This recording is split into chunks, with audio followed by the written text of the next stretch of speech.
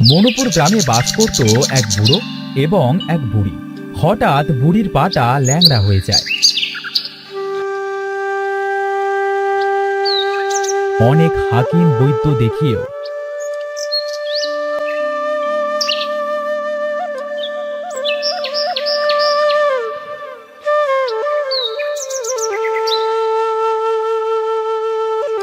যখন বুড়ির পাটা ভালো হচ্ছিল না, তখন বুড়ি খুব ভেঙে পড়ল। না না, আমার আর পাটা ভালো হবে না গো, ভালো হবে না। আমি যদি ভালোভাবে চলাফেরা করতে না পারি, তবে আমার এই জীবন রেখে আর কি বা লাভ? কেঁদো না বুড়ি, কেঁদো না। তোমার এই কান্না যে আমার আর সহ্য হয় না। আমি তোমার জন্য এবার একটা ভালো তান্ত্রিকের ব্যবস্থা করব। তো হেকিম দেখালাম, বৈদ্য দেখালাম, কিছুই যখন হলো না, তখন তান্ত্রিকেই বা কি করবে? এবার শুনেছি নীলাঞ্জনা নদীর ধারে এক বিশাল বড় তান্ত্রিক আছে। তার কাছে এক জোড়া রূপোর জুতো আছে। কেউ যদি সেই জুতাটা পায়ে দেয়, তবে সে নাকি সুস্থ হয়ে যায়। কিন্তু নীলাঞ্জনা নদী তো অনেক দূর। এই পথ পাড়ি দিয়ে তুমি কিভাবে যাবে? এতটা পথ আর কোথায়, হাঁটতে হাঁটতে ঠিক পৌঁছে যাব। তোমাকে ভালো করবার জন্য এতটুকু পথ আমার কাছে কিছুই না। বুড়ির কাছ থেকে বিদায় নিয়ে বুড়ো চলল নীলাঞ্জনা নদীর ধারে তান্ত্রিকের কাছে। তান্ত্রিকটা আসলে একটা ডাইনির স্বামী ছিল, সেটা বুড়ো জানতো না।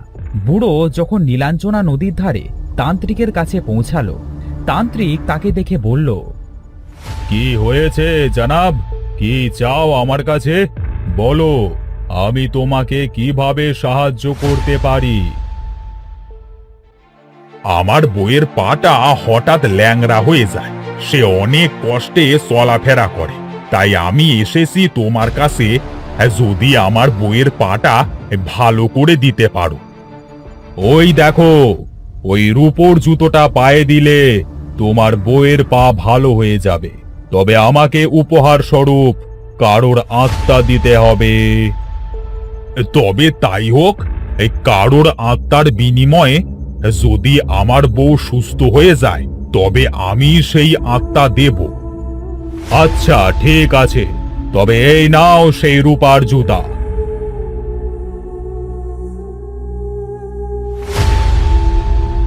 এবার তোমার আত্মাটা আমাকে দাও। হ্যাঁ, আমারও একটা শর্ত আছে। বলো, তোমার কি শর্ত? আমি এখান থেকে চলে যাবার পরে এই জুতাটা আমার বউয়ের কাছে দেবার পরে তুমি আমার আত্মাটা নিও, কেমন? আচ্ছা ঠিক আছে, তবে তাই হবে।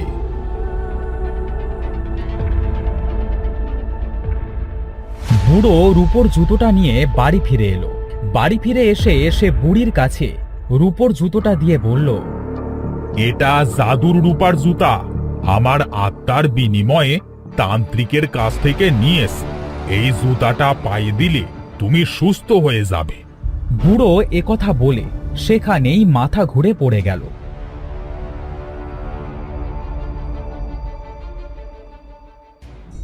বুড়ি তার নাকের কাছে হাত নিয়ে দেখল যে বুড়োটা শ্বাস নিচ্ছে না। বুড়োকে ধরে তো বুড়ি অনেক কান্নাকাটি করল। সে বুড়োর দেওয়া জুতোটা পায়ে দিয়ে দেখল যে তার পাটা তখনও ভালো হয়নি। ওই হতচ্ছাড়াটা আমার স্বামীর সাথে এত বড় বেইমানি করলো, এর শাস্তি যে ওকে পেতেই হবে। আমি ওই হতচ্ছাড়ার কাছে গিয়ে জিজ্ঞেস করব, কেন সে আমার স্বামীর সাথে এত বড় বেইমানি করলো। বুড়ি তার ল্যাংড়া পা নিয়ে সেই নীলাঞ্জনা নদীর ধারে তান্ত্রিকের বাড়ির উদ্দেশ্যে রওনা দিল। সে তার ল্যাংড়া পা নিয়ে একবার হেঁটে, একবার বসে, এভাবে কিছুটা পথ পাড়ি দিল। তার পায়ে অনেক ব্যথা অনুভব করবার জন্য একটা গাছের নিচে বসল। হঠাৎ গাছ থেকে একটা ডাইনি বুড়ি নিচে নেমে এসে বলল, বিপদ, খুবই বিপদ। ওই শয়তান অসাধু তান্ত্রিক তোমার স্বামীর আত্মা তার রূপোর জুতোয় বন্দি করেছে। ডাইনি বুড়ি, তা তুমি কি করে জানো আমার স্বামীর কথা? আমিও যে তোমার মতোই বিপদে পড়েছি। ওই তান্ত্রিক বুড়োটা আমার স্বামী। সে আমার থেকে সব শক্তি ধোঁকা দিয়ে কেড়ে নিয়েছে। তান্ত্রিকটা তো এই রূপোর সুতার বিনিময়ে আমার স্বামীর আত্মাটা কেড়ে নিল, কিন্তু জুতোটা তো নকল। এখন আমি কি করব? তুমি কেঁদো না, তান্ত্রিকের আস্তানায় সেই নকল রূপার জুতাটার ভেতরে কাচের কৌটোয় একটা প্রজাপতি দেখতে পাবে।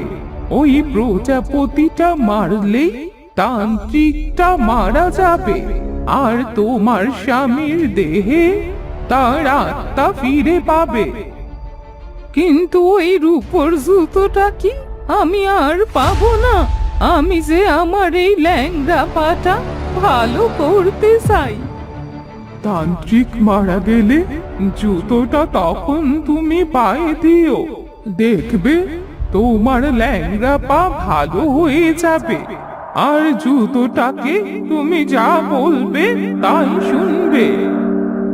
আমার যতই কষ্ট হোক না কেন, যে কোনো উপায়ে ওই তান্ত্রিকের কাছে যে আমাকে পৌঁছতেই হবে। তোমাকে দেবার মতো আমার কাছে আর কিছুই নেই, তবে এই বিষাক্ত তীরটা তোমার কাছে রাখো। এটা তান্ত্রিকের গায়ে মারলে কিছু সময়ের জন্যে অজ্ঞান হয়ে থাকবে, তখন তুমি তোমার কাজটা পূরণ করতে পারবে।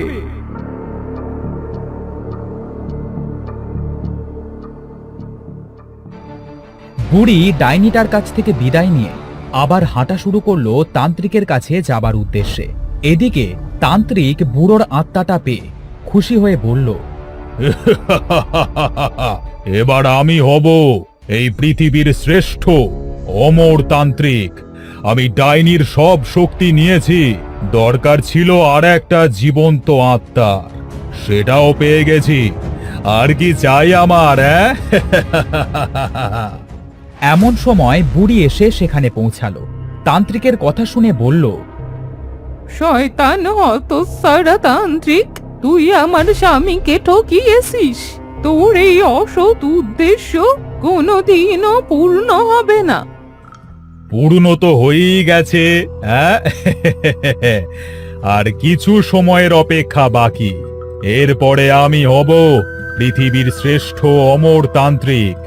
এই পৃথিবী আমার হাতের মুঠোয় আনব, শুভ শক্তির বিনাশ ঘটিয়ে অশুভ শক্তিকে নিমন্ত্রণ করে। শয়তান তান্ত্রিক, আমার স্বামীর আত্মা ফিরিয়ে দে বলছি, না হলে তোর আজ ঘোর বিপদ আছে। ল্যাংড়া বুড়ি, ভালোভাবে তো নিজেই হাঁটতে পারিস না, তুই আর আমার এমন কি বিপদ ঘটাবি? দাঁড়া, তোকে দেখাচ্ছি মজা। আমাকে ল্যাংড়া বলা? আমার বুড়ো তাই কোনোদিনও আমায় ল্যাংড়া বলেনি, আর তুই কি না আমায় ল্যাংড়া বললি? এ কথা বলে বুড়ি তার হাতে থাকা বিষাক্ত তীরটা তান্ত্রিকের গায়ে ছুঁড়ে মারল। আহ! তান্ত্রিক সাথে সাথে সেখানেই জ্ঞান হারালো। যত তাড়াতাড়ি সম্ভব সেই জুতোটা আমায় খুঁজে বের করতেই হবে।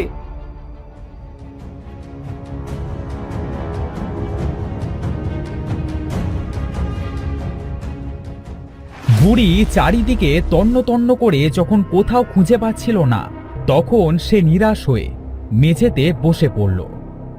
আমি কি আমার বুড়ো আত্মাটা ফিরিয়ে দিতে পারবো না? কোথায় খুঁজবো সেই রূপোর জুতা? হায় আল্লাহ, সাহায্য করো আমায়। এমন সময় বুড়ি দেখল তান্ত্রিকের টেবিলের নিচে একজোড়া রূপার জুতা চিকচিক করছে। বুড়ি সেখান থেকে উঠে গিয়ে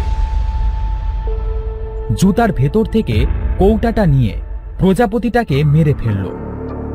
ডাইনির কথা অনুযায়ী আমি তো তান্ত্রিককে মেরে ফেললাম।